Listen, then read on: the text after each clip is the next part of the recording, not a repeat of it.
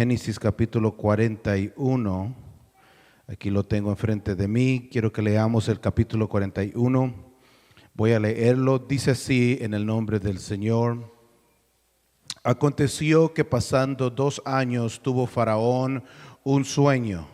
Le parecía que estaba junto al río y que del río subía 7 vacas, hermosas a la vista y muy gordas, y pacían en el prado, y que tras ellas subía del río otras 7 vacas de feo aspecto y enjutas de carne, y se pararon cerca de las vacas hermosas a la orilla del río, y que las vacas de feo aspecto y enjutas de carne devoraban a las 7 vacas hermosas y muy gordas, y despertó Faraón. Dice el 5, y se durmió de nuevo y soñó la segunda vez que 7 espigas llenas y hermosas crecían de una sola caña, y que después de ellas salían otras 7 espigas menudas y abatidas del viento solano. Y las 7 espigas menudas devoraban a las 7 espigas gruesas y llenas. Y despertó Faraón, y aquí que era sueño. Verso 8. Sucedió que por la mañana estaba agitado su espíritu, y envió y hizo llamar a todos los magos de Egipto y a todos los sabios, y les contó Faraón sus sueños, mas no sabía quién los pudiese interpretar a Faraón. Entonces el jefe de los coperos habló a Faraón diciendo: me acuerdo hoy de mis faltas. Cuando Faraón se enojó contra sus siervos, nos echó a la prisión de la casa del capitán de la guardia, a mí y al jefe de los panderos.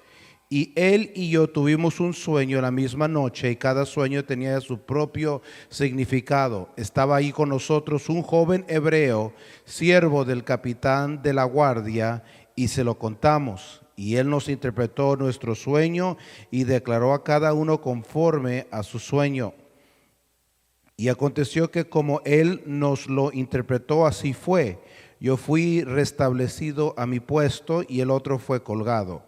Entonces Faraón envió y llamó a José, y lo sacaron apresuradamente de la cárcel, y se afeitó y mudó sus vestidos y vino a Faraón.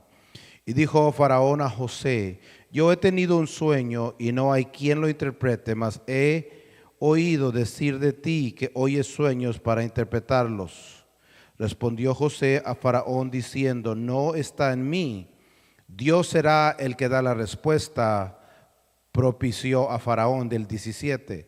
Entonces Faraón dijo a José: en mi sueño me parecía que estaba a la orilla del río, y que el río subían 7 vacas gruesas, carnes y hermosas,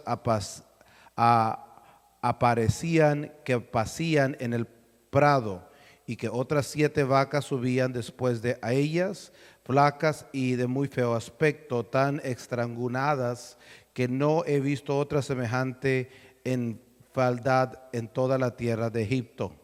Y las vacas flacas y feas devoraban a las 7 primeras vacas gordas, y éstas entraban en sus entrañas, mas no se conocía que hubiese entrado, porque le aparecía de las flacas eran aún malas, como al principio, y yo desperté.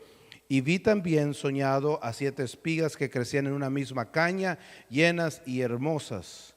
Y aquí otras 7 espigas menudas, machitas, abatidas del viento solano, crecían después de ella, y las espigas menudas devoraban a las 7 espigas hermosas. Y lo he dicho a los magos, mas ellos no me lo interpretan. El 25. Entonces respondió José a Faraón: el sueño de Faraón es uno mismo. Dios ha mostrado a Faraón lo que va a hacer. El 26 dice: las 7 vacas hermosas 7 años son, y las espigas hermosas 7 años. El sueño es uno mismo. También las 7 vacas flacas y feas que subían tras ella, son 7 años y 7 espigas menudas y marchitas del viento solano, 7 años serán de hambre. Esto es lo que respondió a Faraón. Lo que Dios va a hacer lo ha mostrado a Faraón. He aquí vienen 7 años de gran abundancia a toda la tierra de Egipto, y tras ellos seguirán 7 años de hambre, y toda la abundancia será olvidada en la tierra de Egipto, y el hambre consumirá la tierra.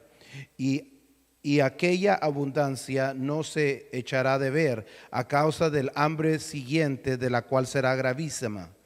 Y el suceder del sueño de Faraón 2 veces significa que la cosa es firme de parte de Dios y que Dios se apresura a hacerla. El 33, por tanto, provéase ahora Faraón de un varón prudente y sabio y póngalo sobre la tierra de Egipto.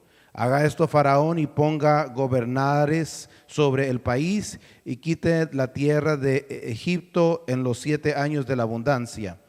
Y junten toda la provisión de estos buenos años que vienen y recojan el trigo bajo la mano del Faraón para mantenimiento de las ciudades y guárdenlo. Y aquella provisión en depósito para el país y para los 7 años de hambre que habrá en la tierra de Egipto, y el país no parecerá de hambre. Vamos a orar en esta tarde para entrar a nuestro estudio. Señor Jesucristo, venimos delante de ti una vez más agradecidos, Señor, en este día que nos permites reunirnos en este lugar con la oportunidad de escudriñar tu palabra, leerla, entenderla, practicarla. Señor, te pedimos entendimiento en este día, Señor, a cada hermano y cada hermana, Señor, que escucha este estudio, en el nombre que es sobre todo nombre, in the name of Jesus. Denle un aplauso al Señor.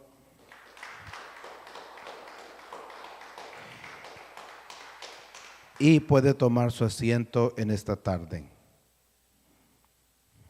¿Cuántos de ustedes tuvieron la oportunidad esta semana de leer la porción de esta semana? Alce su mano si usted tuvo la porción de sea leerla o escucharla por medio de YouTube, como dijo el hermano Espinosa, Génesis 41 a Génesis 44. Alce su mano si usted tuvo la oportunidad de escucharla o leerla. Es tan importante que hagamos tiempo para la palabra de Dios. ¿Cuántos dicen amén? Se titula al final esta semana. Estamos en el libro de Génesis. Rápidamente es importante mirar de qué se trata el panorama del libro de Génesis antes de entrar a la porción.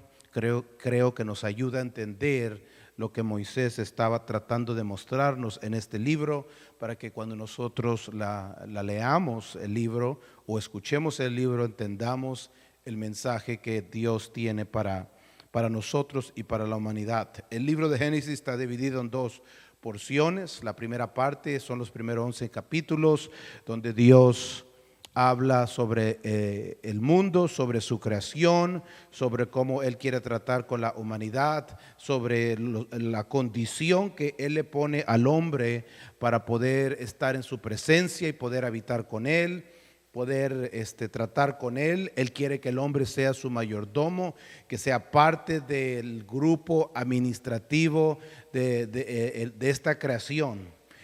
Quiere que el hombre sea la representación, la imagen de Dios misma en esta creación, en este mundo material. Y miramos que el hombre y la mujer y la serpiente simplemente no concuadran y no están de acuerdo con Dios, se rebelan y miramos de que hay consecuencias en romper el mandamiento o las condiciones de Dios. De ahí en adelante miramos que Dios continuamente está buscando a alguien que tenga la capacidad de obedecer sus mandamientos, obedecer su condición, para que pueda habitar con Él y pueda ser parte de ese grupo administrativo que administra el mundo. Miramos que lo intenta otra vez con Noé. Miramos que de repente a la mitad del libro, en el capítulo 12, encuentra un hombre que es diferente a todos los hombres, que se llama Abraham. Y este hombre, Abraham, obedece en todo lo que Dios hace, camina con Dios, es amigo de Dios, comienza a obedecer y Dios lo promete y hace un pacto con él para bendecirlo a él, a sus hijos genéticos y también los hijos espirituales que han de ser y han de afectar a todas las familias y a todas las tribus del mundo o todas las naciones. Rápidamente el libro de Génesis nos comienza a mostrar en la segunda parte cómo Abraham tiene hijos, Isaac, y eventualmente tiene a Jacob, y luego cómo Jacob tiene a sus hijos y cómo uno de sus hijos es diferente a los otros y el nombre de tal se llama José, y miramos que José es vendido por los hermanos al imperio de Egipto porque el padre lo trata diferente, porque el padre lo favorece, porque es uno de los hijos que tuvo con su esposa amada. ¿Alguien sabe cómo se llamaba la esposa? ¿Cómo? Raquel, gracias. Y José es uno de los hijos que tuvo con Raquel, y Raquel era esa mujer que él amaba tanto que él estuvo dispuesto a trabajar 14 años. Se vendió a él mismo como esclavo para poder casarse con Raquel. Se casó primero con Lea, la hermana mayor, a los 7, y trabajó otros 7 después para casarse con Raquel. Así que los hijos de Raquel tenían un lugar especial en el corazón, en la mente de este hombre llamado Jacob. Y los hermanos miraban esto. Los hermanos se daban cuenta de que todos no eran tratados iguales. Eventualmente entramos a la porción y nos damos cuenta que deciden vender a uno de ellos que se llama José, y lo venden y le echan mentiras a su padre y le dicen: padre, nuestro hermano fue devorado por una fiera, y le traen evidencia falsa, y comienza a llorar Jacob. Y eventualmente comienza a pasar el tiempo y todo el mundo piensa que José ha muerto. Sin embargo, si nosotros leemos la porción, nos damos cuenta de que Dios estaba con José y que el favor de Dios estaba en la vida de José, aún en el peor momento, cuando es traicionado por sus hermanos. La mano de Dios está sobre José. Es llevado a Egipto y se encuentra en el calabozo, y Dios comienza a usarlo. Y Dios comienza a revelarle a él la habilidad y los sueños y las interpretaciones de los sueños que él va a tener. Y gran porción del libro de Génesis se tratan de este personaje llamado José. Y no es un accidente de que Moisés habla de José tanto en el libro de Génesis. Yo sé que hablamos mucho de Adán, pero el libro habla más de José que de Adán. Yo sé que hablamos mucho de Noé, pero el libro habla más de José que de Noé. Yo sé que hablamos mucho de Abraham, pero el libro habla más de José que de la vida de Abraham. Y podemos comparar todos los personajes en el libro de Génesis, que significa libro de los principios, y nos damos cuenta de que hay un gran énfasis de parte del autor Moisés en mostrarnos la vida detalladamente de José. ¿Alguien sabe por qué? ¿Por qué casi la mitad del libro de Génesis trata de José? ¿Por qué Dios le dice a Moisés: esto es lo que quiero que le muestres a mi pueblo? Porque nada en la palabra de Dios es accidentalmente. ¿Alguien?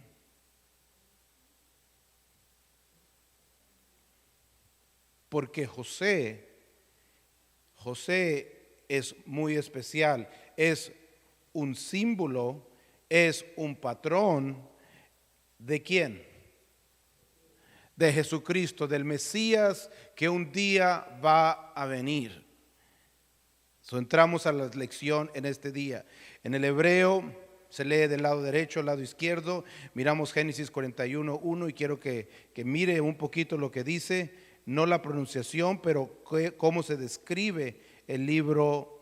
El versículo en hebreo dice: y pasó un tiempo que llegó a su fin, 2 años, 2 días, 2 años, que Faraón tuvo un sueño. Y en inglés, and it came to pass at the end of 2 full years that Pharaoh dreamed. Por eso se llama la porción al final, or at the end, porque aquí en el hebreo, si mira, aquí la segunda palabra es al final. Por eso se titula al final esta porción. Varias cosas muy interesantes suceden en la porción de esta semana. Primeramente se trata de José. Y José significa, cuando llega a Egipto, el faraón se da cuenta, y lo leímos, de que este muchacho tiene la capacidad de interpretar sueños. Faraón tiene un sueño, mira 7 vacas gordas, mira 7 vacas flacas, y lo es perturbado, y de repente el copero que está con él dice: bueno, cuando me castigaste y me enviaste al calabozo, conocí a un muchacho hebreo, y él me interpretó un sueño y me dijo que yo iba a ser restaurado, pero que el otro que estaba conmigo iba a ser condenado, y fue tal como José lo había dicho. ¿Alguien se acuerda quién en el Nuevo Testamento tuvo algo similar? ¿Quién estuvo rodeado por 2 personajes y perdonó a uno fue restaurado y el otro fue condenado? ¿Alguien? Jesús, cuando estaba en la cruz del Calvario, en Gólgota, tenía uno a la derecha y uno a la izquierda. Uno se arrepintió y le dijo: hoy tus pecados son perdonados, como la vida de José. Y el otro no fue perdonado, fue condenado. Y el otro en la cruz fue condenado. Comenzamos a mirar el patrón. Comenzamos a mirar el patrón que Moisés quiere que el lector mire. ¿Por qué? Porque al final, cuando llega al libro de Deuteronomios, él termina el libro, Moisés, diciendo: todo lo que es escrito en Génesis, Levítico, Éxodo, Levítico, Números y Deuteronomio, todo lo que es escrito, si lo obedecen bien, si no lo obedecen mal, les va a ir mal. Y un día va Dios a levantar a alguien como yo, dice Moisés.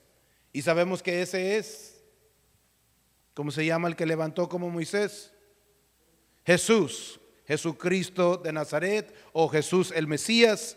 Y los evangelios, Mateo, Marcos, Lucas y Juan, nos están relatando de que Jesús está haciendo lo mismo que Moisés. Y lo que sucedió en Génesis está sucediendo ahora, y lo que sucedió en Éxodo está sucediendo ahora, y en Números y en Levíticos y en Deuteronomio. Todo está repitiéndose, porque en la mente hebrea, en la mente de Moisés, en la mente de los profetas, en la mente de David, en la mente de los escritores del Nuevo Testamento, en esta cultura, ellos miran el tiempo como un ciclo. Diga ciclo.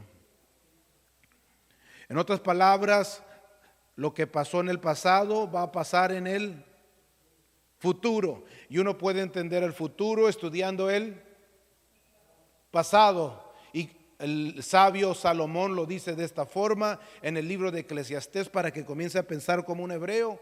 Dice él mismo: ¿qué es lo que sucedió? Lo mismo que sucederá, porque no hay nada nuevo delante o debajo del cielo. Otras traducciones dicen del sol. Lo que fue es lo que será, dice Salomón. Es el pensamiento hebreo. Así que Moisés nos está mostrando cómo va a ser el Mesías cuando Él venga, cómo vamos a poder reconocerlo, cómo la descendencia de Abraham, tanto espiritual, va a poder reconocer quién es el que ha de venir por nosotros. Y miramos a José, de que José es traído delante de Faraón, y José le interpreta el sueño. ¿Quién más? ¿Quién de los profetas interpretaba sueños? ¿Alguien se acuerda? ¿Quién más? Hay un libro con el nombre de un profeta que también interpretaba sueños delante de un rey.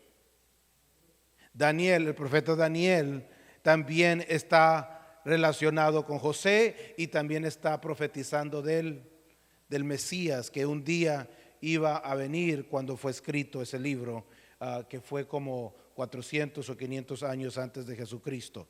Y miramos que José le interpreta el sueño a Faraón y le dice: va a venir un buen tiempo, va a venir 7 años de plenitud, y van a venir 7 años de escasez. Y le da su consejo: es tiempo de que te prepares y ahorres en la abundancia, para que cuando haya escasez, Egipto no sufra. Egipto era un imperio enorme. Egipto era lo que en aquel entonces era el mundo. el mundo entero. No se conocían los 7 continentes, no se conocía todo lo que se conoce hoy. Egipto era el mundo completo en la antigüedad. Y Faraón le comienza a llamar a José el que descifra los sueños, porque Dios le dio la capacidad a José de revelarle los sueños. Cuando Faraón se encuentra tan contento de que este muchacho le interpreta los sueños, que trae a su hija. Su hija era una sacerdote de uno de los dioses de Egipto. Y trae a su hija como recompensa, y José se casa con ella y tiene 2 muchachos en Egipto. ¿Cómo se llaman? ¿Cómo se llaman estos 2 muchachos en Egipto? Está enfrente de ustedes.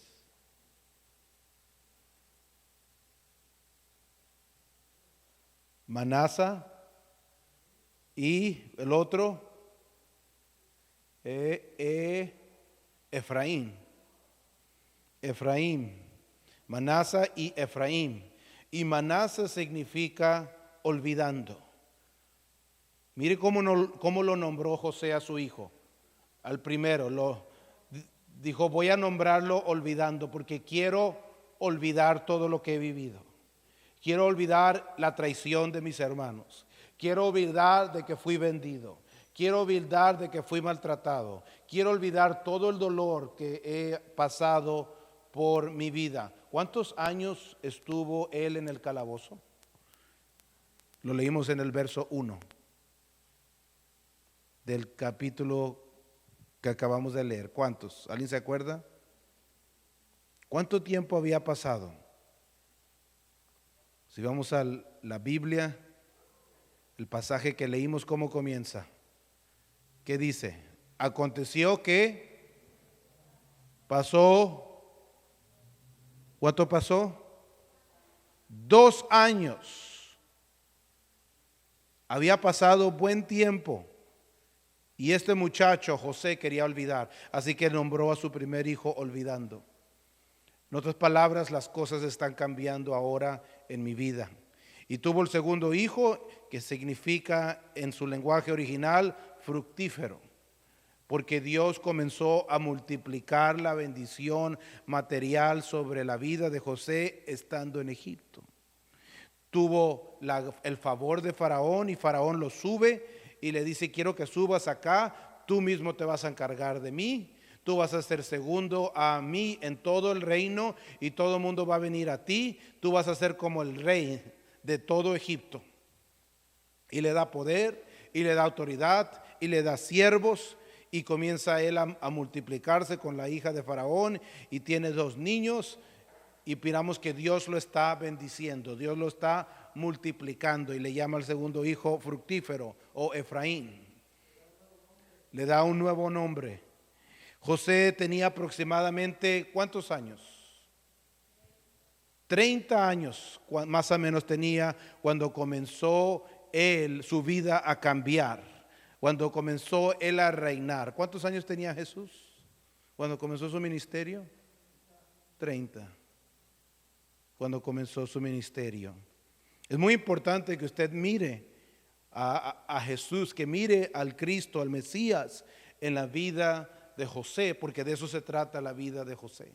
Nos está mostrando una foto de no tan solo del Mesías, de Jesucristo, sino de la primera y la segunda venida del Señor. José, en sus relatos con sus hermanos, buscaba arrepentimiento, o en hebreo se llama teshuva. Miramos de que vienen los 7 años de abundancia, y todo Egipto tiene comida suficiente, y José comienza a apartar una porción para los 7 años que Dios le había mostrado al faraón de escasez. Eventualmente llegan los 7 años de escasez, y toda la gente comienza a venir a Egipto delante de José a pedir comida. Y eventualmente vienen sus hermanos delante de José. Está vestido como Egipto, está sentado en el reinado como un egipcio, tiene nombre egipcio, habla egipcio, así de que sus hermanos no No lo reconocen. ¿Quién más pasó por algo similar en Egipto? ¿Alguien se acuerda? ¿Quién más estuvo en Egipto y era hebreo?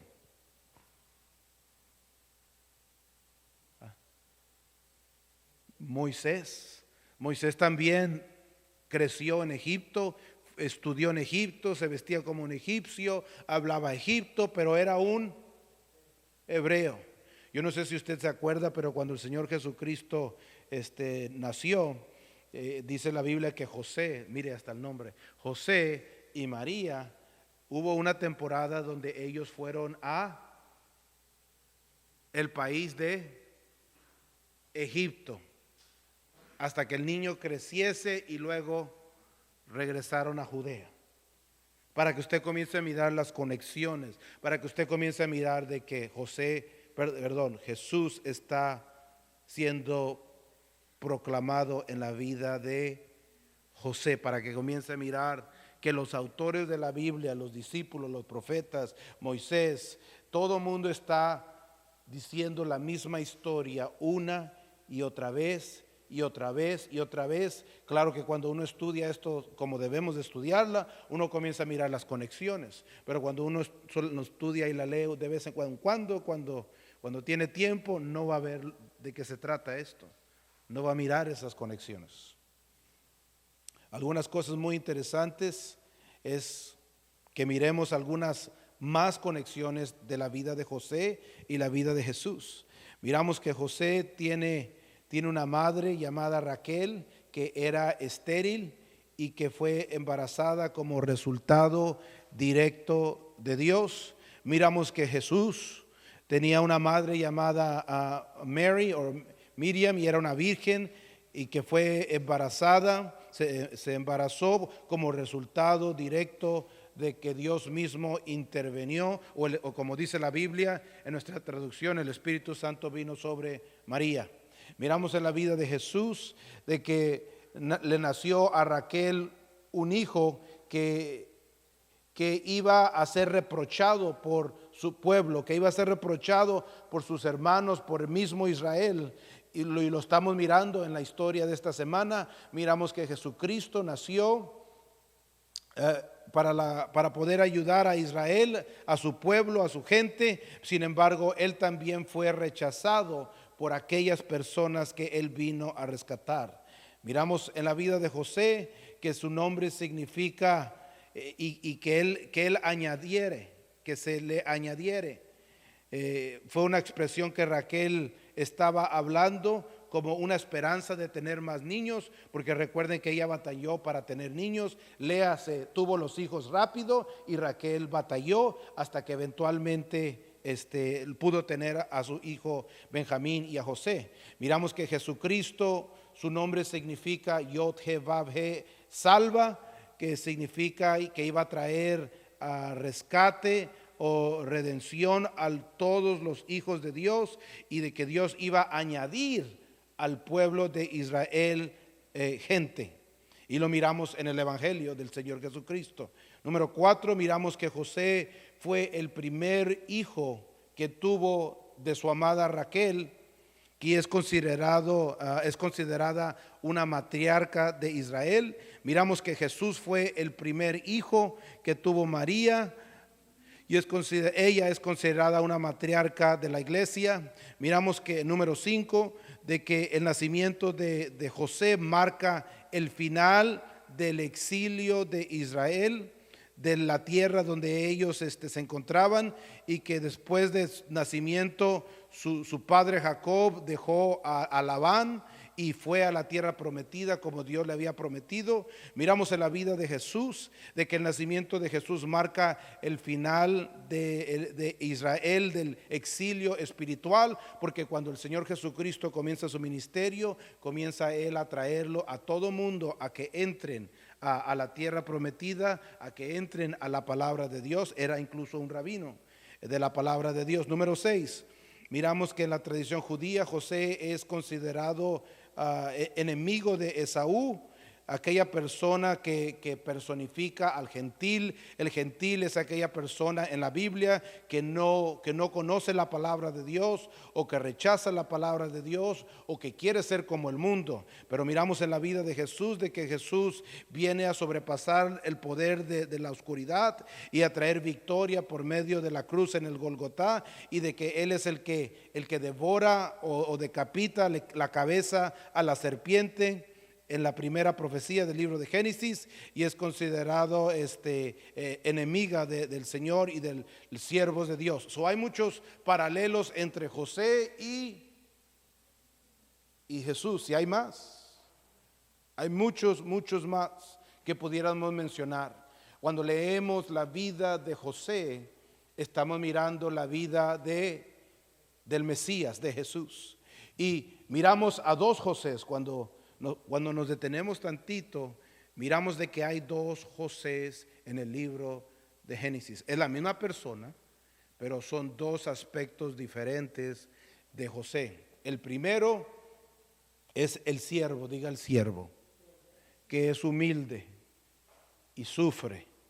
Desde el momento de que somos introducidos a José, miramos que José sufre por sus hermanos, por la gente que lo compra como esclavo, por los que están en la cárcel, por Egipto. Él sufre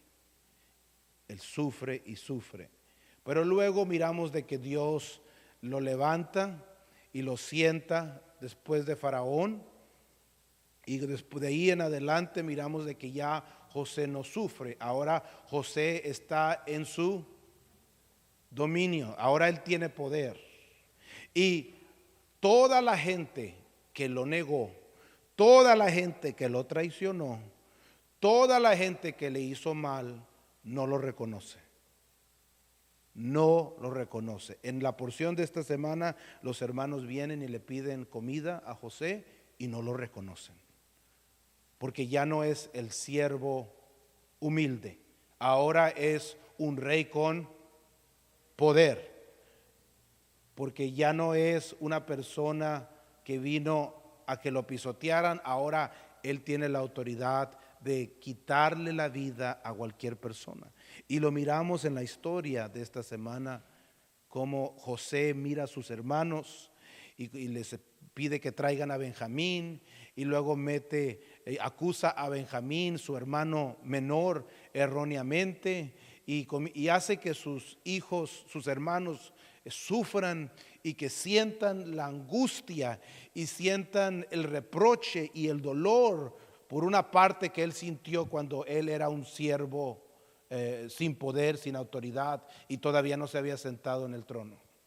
Y ellos sufren. Eventualmente viene su papá Jacob, todavía está vivo, y cuando viene y está toda la familia en Egipto, entonces José se quita su ropa egipcia, se baja del trono y revela a su familia, a su padre, y revela a sus hermanos y a su pueblo quién él es, que él es José, el que ellos habían traicionado, el que ellos habían vendido, el que ellos mismos se habían encargado de hacerle la vida difícil. ¿Sí se acuerdan de eso? Hay dos Josés. Dígale a su vecino, hay dos Josés. Uno es un siervo y uno es un rey. Los que han estudiado la palabra de Dios por cientos y cientos de años han descubierto de que en esta historia de José, en estos dos aspectos de José, están las dos venidas del Mesías. Están las dos venidas del Señor Jesucristo. Porque la primera vez que el Señor Jesucristo vino a esta tierra, dice el profeta Isaías, que estudiaba el libro de Génesis, como lo estamos estudiando, de que él iba a ser una persona, un siervo. ¿Se acuerda de que iba a sufrir? De que lo íbamos a mirar y no lo íbamos a desear, dice Isaías, que iba a ser inatractivo para que no le deseemos. Y él vino a su pueblo, y su pueblo lo rechazó a Jesús. Su pueblo lo negó, su pueblo lo vendió. Como a José lo vendieron por plata, y a Jesucristo también lo vendieron por por plata. Y de la misma forma de que trataron a José, de esa misma forma trataron a Jesús. Si está mirando las dos venidas de Jesús. Pero esa es la primera vez. Eventualmente José en el libro de Génesis se sienta en el trono. Y ahí habla, dicen los rabinos, que habla de la segunda venida de Jesús. De que la segunda venida de Jesús va a ser muy, muy diferente a la primera venida. En la primera venida Él vino como siervo, pero en la segunda venida Él va a venir como David, como el rey David, como un conquistador, como alguien que no va a sentarse en el trono, como alguien que va a tener poder y dominio y autoridad sobre todas las naciones. El profeta Daniel en el capítulo 7 verso 13 dice que en las nubes lo veremos y se sentará en su trono y tendrá un dominio y un poderío que jamás tendrá fin. Tendrá un reino y todas las naciones y las tribus y las lenguas vendrán a él y se postrarán delante de él. ¿Dónde usted ha visto eso? En el libro de Génesis. Porque después de que José se sienta en el trono en adelante, está anunciando la venida del Señor, la segunda venida del Señor Jesucristo, que va a ser una venida muy diferente. Así como José fue diferente, así Jesucristo va a venir muy diferente. Y podemos verlo en el libro de Apocalipsis, capítulo 1. Dice la Biblia que Juan, el discípulo amado del Señor, que había comido con Jesús, que había cenado con Jesús, que había andado con Jesús, el que dijo, este es el verbo, en el principio era el verbo y el verbo era con Dios y el verbo era Dios y el verbo se hizo carne. Juan conocía a Jesús, pero cuando lo mira en el libro de Apocalipsis, sentado en el trono, él no lo reconoce. ¿Quién se sentó en el trono en el libro de Génesis? José. Y ahora en el libro de Apocalipsis, Juan mira a Jesús, a uno sentado en el trono, y dice que su vestimenta era blanca como la nieve y su voz era aguda, salía una espada aguda de 2 filos, y cuando hablaba era como el agua que golpea por los ríos, y salían de sus ojos fuegos, y no lo reconocía. Así como los siervos y los hermanos y el papá de José no lo reconocían sentado en su trono, así también Juan no lo reconocía al Mesías, a Jesucristo, sentado en el trono. Y Daniel habló de esto, Isaías habló de esto y Moisés habló de esto en el libro de Génesis. Por eso la historia de José es tan, pero tan, importante. Porque así como hay 2 aspectos de José, el del siervo y del rey, así van a haber 2 aspectos. Moisés nos estaba mostrando 2 aspectos del Mesías cuando viniese. Un aspecto como siervo y otro aspecto como rey.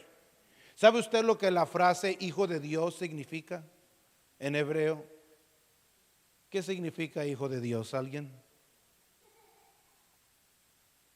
Pensamos de que está hablando de una segunda persona, alguien. Hay gente que piensa eso, pero eso no significa en hebreo hijo de Dios. Hijo de Dios significa el rey de Israel.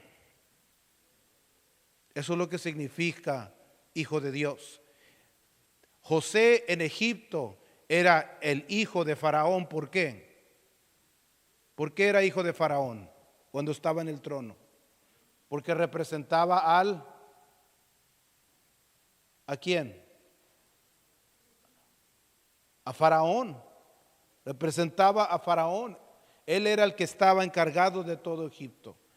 ¿Qué significa la frase Cristo o Mesías? Significa ungido. ¿Quién es el que era ungido? El libro de Samuel nos dice de que Samuel fue y miró a los hermanos, pasaron todos los hijos de Isaí. Y el Señor le dijo, no unjas a este, no unjas a este, no unjas a este, no unjas a este. Isaí dijo, han pasado todos mis hijos. Y el Señor le dijo al profeta Samuel, ninguno de estos es el rey de Israel.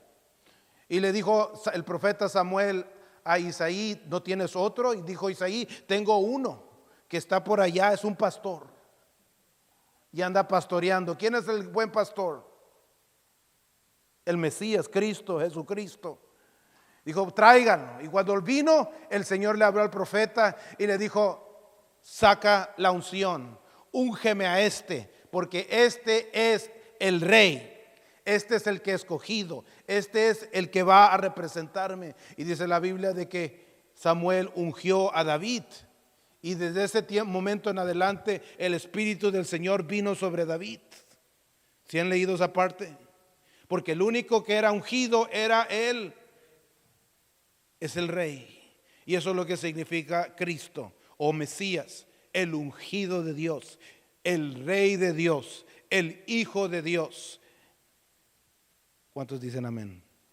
¿Cuántos dan un aplauso al Señor?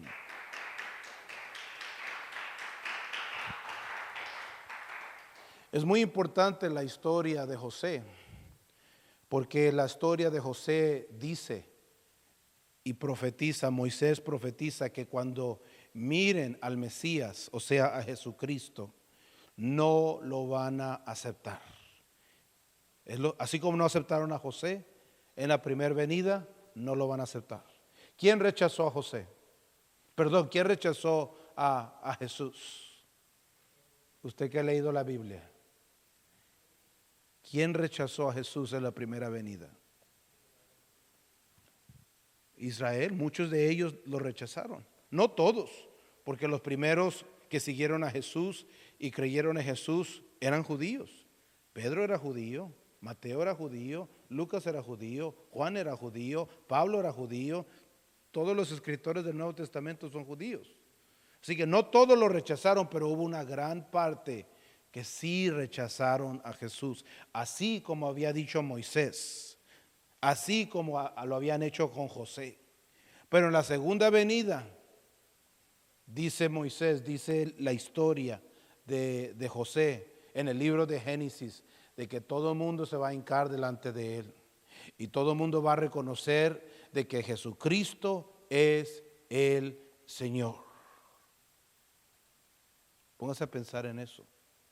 Y esa misma gente que lo rechazó a José, cuando se sentó en el trono, eventualmente lo aceptó.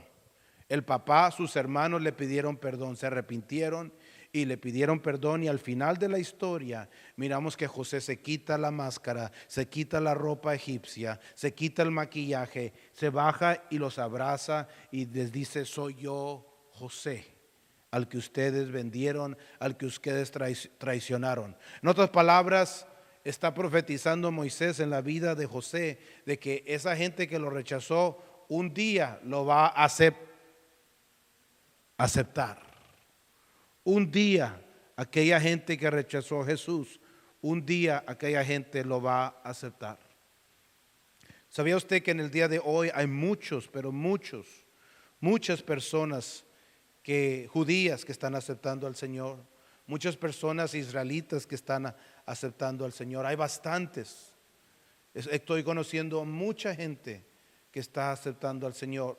En el primer siglo, un rabino contó de que había arriba de 300,000 judíos que aceptaron a Jesús, pero había un gran grupo que no lo aceptaron.